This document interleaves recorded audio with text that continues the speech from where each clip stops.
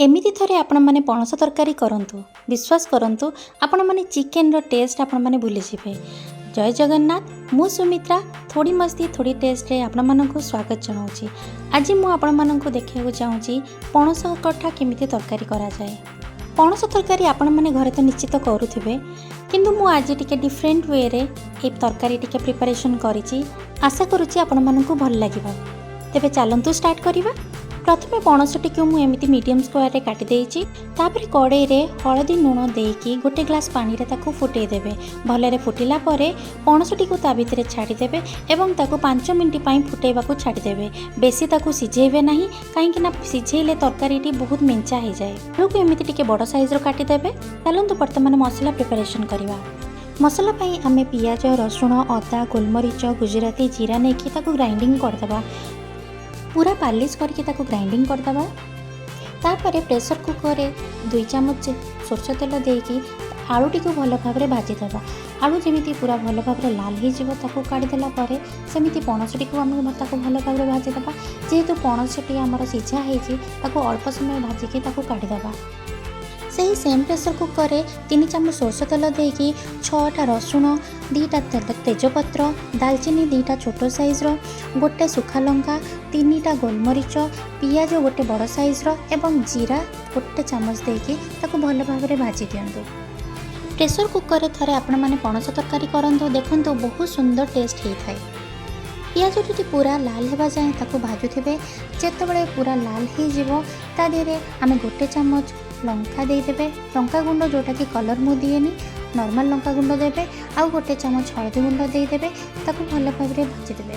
ताको पूरा मैश हेबा जाए ताको घांटुथिबे। तापरे मसला जेतिकी आपण दरकार अछि सेतिकी आपण तादेरे देइकिना मसला को भल भाव में कषिदेबे। जदि आवश्यक पड़े से टिकेनाको पानी दौथिबे, नहले मसला टिके लागी जिवो। मसला को भल भाव में कषिदेबे। ताको 5 सेकेंड पई घोड़ेकी रखिदेबे। जेतेबेले तेल बाहरिबा टिके स्टार्ट हो जिवो मसलारू, आपण सेतरे चिकेन मसला या फिर मीट मसला, किंतु मु सेतरे गरम मसला गोटे चम्मच एवं पानी टिके नाको देकी कषि देछि। तापर मु एथरे 2टा बड़ साइज टमाटो एवं टिके नाको धनिया पत्र देकी भल भाव में कषि दउछि। धनिया पत्र समस्ते लास्ट रे देई थांती, मु किंतु मसला रे कषिला बेले सबु तरकारी रे दिए, कारण मसला रे कषिला बेले धनिया पत्र देले बहुत टेस्ट बढ़िया आसी थाए। मसलाटी जितेबाला भल भाव में कषि हो से आप हाफ चम्मच कस्तूरी मेथी देदेवे। जितेबाला मसलाटी भल भाव में कषि हो भजा होता आलू एवं पणस को तादिहरे पकई देकी भल भाव में कषिदेवे। मझिरे मझिरे मसला को घांटुथिबे, नहले मसला तलपटू लगी जाइथिबो।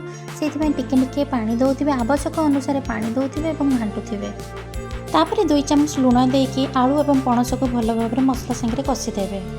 मिनिमम 7-8 मिनिट पई भल भाव में कषिदेवे। मसला संगे कषा हो सारा पर से आमे आवश्यक अनुसार पानी देवे। जमीती कि मु एथिरे पणस एवं आलू अनुसार 2 ग्लास पानी देउची। तापर प्रेशर टी को लगे देवे एवं ताको मिनिमम 5 मिनिट पई छाड़ी देवे। जमीती कि 2 ରୁ 3टा सीटी हो गले ताको बंद कर देवे।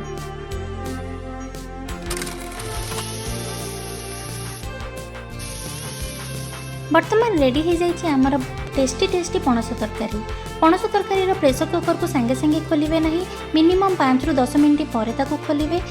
वीडियोटी को आपण मानक जदि भल लागिथिबो ताले प्लीज लाइक निश्चित करिवे। Thank you.